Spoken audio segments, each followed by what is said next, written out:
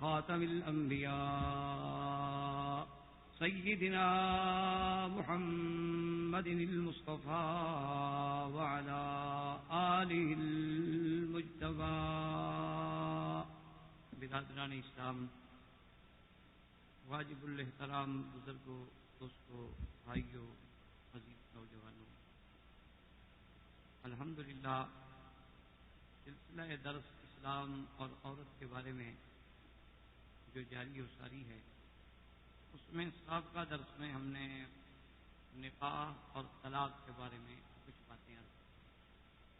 اللہ تبارک و تعالی نے قرآن مقدس میں بھی اور سرکار دو عالم صلی اللہ علیہ وسلم کے فرامین، آپ کے اقوال، آپ کے اعمال میں بھی نکاح کو ایک بڑا عظیم مقام عطا فرمایا ہے. اور پھر اللہ نے نکاح کے لیے باقاعدہ احکام کا بیان فرمائے ہیں.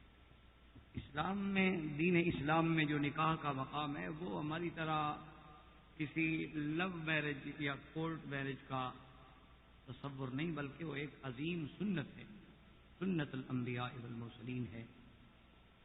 اس میں انسان کے توالد و تناسل کا ذریعہ ہے، اسلام کے نسب کو محفوظ رکھنے کا ذریعہ ہے، مرد اور عورت کو گناہوں سے بچانے کا ذریعہ ہے، اور ایک گھر کو، معاشرے کو بننے کا، سنورنے کا ذریعہ.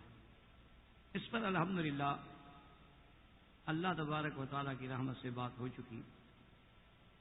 اب اس کے مقابلے پر طلاق رکھی گئی، کیونکہ جیسے نکاح دنیا میں ہے اسی طرح اختلاف بھی دنیا میں ہے. جیسے محبت ہے تو اختلاف بھی ہے، جہاں اتحاد ہے وہاں افتراق بھی ہے، جہاں دن ہے وہاں رات بھی ہے. تو اسلام نے اس کو مبہم نہیں چھوڑا کہ خدا نخواستہ اگر اختلافات ہو جائیں تو پھر اس کا کیا حل. تو اس کے لیے بھی اسلام نے طلاق کا راستہ رکھا ہے، لیکن ساتھ پابندیاں لگا دی ہیں کہ آدمی طلاق سے دور ہو، کیونکہ منشا اسلام یہ ہے کہ طلاق واقع نہ ہو. ابغض الحلال عند اللہ الطلاق. اور اسی طرح پھر اسلام نے ہمیں سکھلایا ہے کہ عاشروہن بالمعروف. اسی طرح اسلام نے ہمیں بتلایا ہے کہ اگر اختلاف ہو جائے فإن خفتم شقاق بینہما فابعثوا حکما من اہلہ وحکما من اہلہا، کہ دونوں خاندانوں سے ایک ایک آدمی کو حکم بناؤ، وہ کوشش کریں، اصلاح کریں تاکہ یہ افتراق نہ ہو. اور اگر کوئی صورت باقی نہ رہے تو پھر اسلام نے طلاق کی اجازت دی، لیکن اس میں بھی کیٹیگریز بنا دی کہ اگر عورت حیض میں ہے تو طلاق نہ دو، اگر عورت حمل میں ہے تو طلاق نہ دو، اگر عورت حیض کے بعد پاک ہو چکی ہے لیکن میاں بیوی مل چکے ہیں تو طلاق نہ دو. منشا کیا ہے کہ طلاق نہ ہو. اس کے بعد پھر یہ بھی کہہ دیا کہ طلاق دینی بھی ہے تو طلاق رجعی دو، ایک طلاق دے، اور ایک طلاق کے بعد عدت تک عورت اسی مکان میں رہے گی، اور ایک طلاق کے بعد رجوع کرنے کا حق ہے، کسی وقت بھی سلو ہو سکتی ہے. اور رجوع کرنے کو کوئی ایسا مسئلہ نہیں بنایا کہ کورٹ میں جائیں اور پیپر لائیں اور درخواست دیں اور عدالت سے سینکشن لیں. نہیں، اس کا انہوں نے کہہ دیا ہم نے رجوع، بات ختم ہو. منشا اسلام یہ ہے کہ عورت اپنے گھر میں آباد رہے، عورت کا ایک عزت ہو، عورت کا ایک مقام ہو، وہ ایک ٹیشو پیپر نہ ہو کہ جب چاہا استعمال کیا اور جب چاہا اس کو پھینک.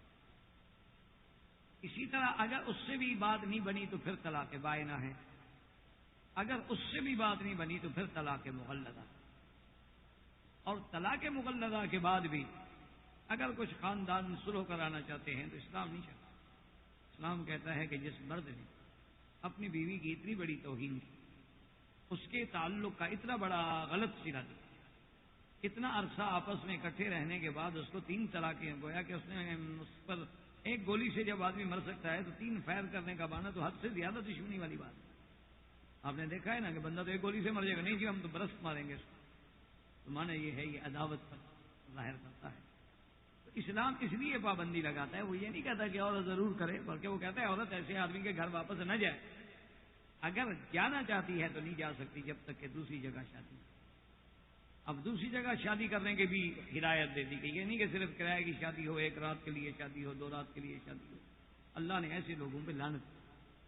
شادی ہو باقاعدہ ہو. ہاں اگر دوسرا خاوند بھی بس اب ابھی اتفاق یعنی مر گیا، عورت بیوہ ہو گئی، یا دوسرے خاوند نے پھر اختلافات کی بنا پہ طلاق دے دی اور عدت گزرنے کے بعد اب عورت کسی حالات کی بنا پر یا اولاد کی وجہ سے یا خاندان کی وجہ سے اپنے سابقہ شوہر سے پھر دوبارہ نکاح کر، یہ سارے احکام الحمدللہ ثم الحمدللہ ہم نے اپنے سابقہ دروس میں پڑھے ہیں، جس کا خلاصہ میں نے عرض کر دیا ہے تاکہ بات سمجھنے میں انشاءاللہ آسان۔ اب مسئلہ ہے کہ اللہ نے قرآن میں ہمیں اجازت دی ہے جس کو کہتے ہیں تعدد ازواج، کہ ایک آدمی جو ہے وہ زیادہ شادیاں کرنے کا حق رکھتا ہے۔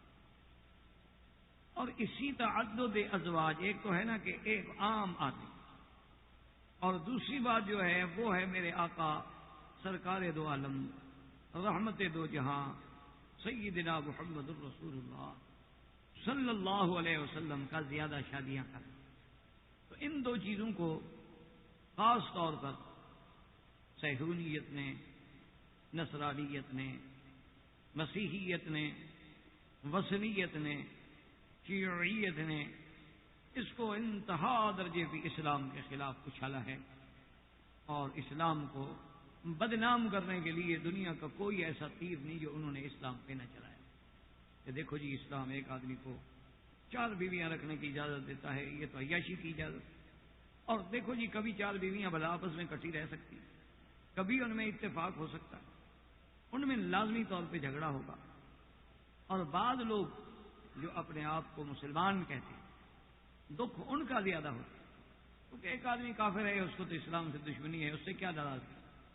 ایک یہودی ہے، نصرانی ہے، ہندو ہے، سکھ ہے یا بالکل لا مذہب ہے، اگر وہ اسلام کے خلاف بات کرے تو ہمیں اتنا دکھ نہیں ہوتا، کیونکہ دشمن تو دشمن ہے، وہ تو اگر اسلام کے خلاف بات نہ کرے تو ہمیں حیرت ہوگی کہ یہ بات کیوں نہیں کرتا۔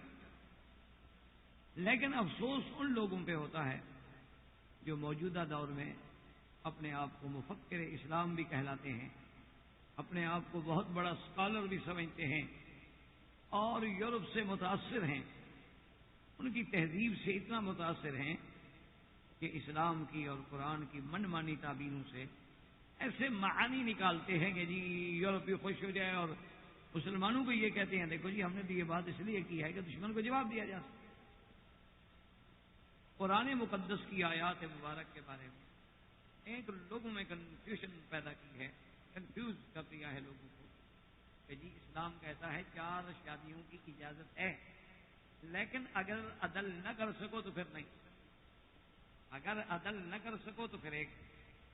اچھا، دوسری جگہ قرآن کہتا ہے کہ وَلَن تَعْدِلُوا وَلَن تَسْتَطِيعُوا أَن تَعْدِلُوا بَيْنَ النِّسَاءِ وَلَوْ حَرَصْتُمْ۔ قرآن کہتا ہے تم جتنا بھی زور لگا لو عورتوں کے درمیان عدل کر ہی نہیں سکتے۔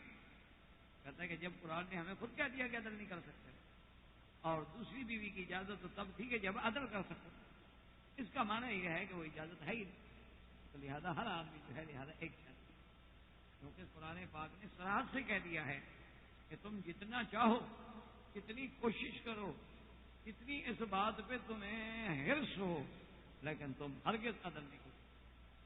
جب قرآن کہتا ہے کہ تم عدل نہیں کر سکتے ہو تو معنی یہ ہے کہ دوسری شادی بھی نہیں کر سکتے۔ تو لہذا انہوں نے قرآن پاک کی تفسیروں کو اور قرآن پاک کی آیات کو اس انداز میں بگاڑ دیا اور تاثر یہ دیا کہ جی ہم نے یورپین لوگوں کو، ہم نے باہر کی دنیا کو دیکھو ایک ایسا جواب دیا ہے جو قرآن کے اندر موجود ہے، اور وہ خاموش ہو گئے۔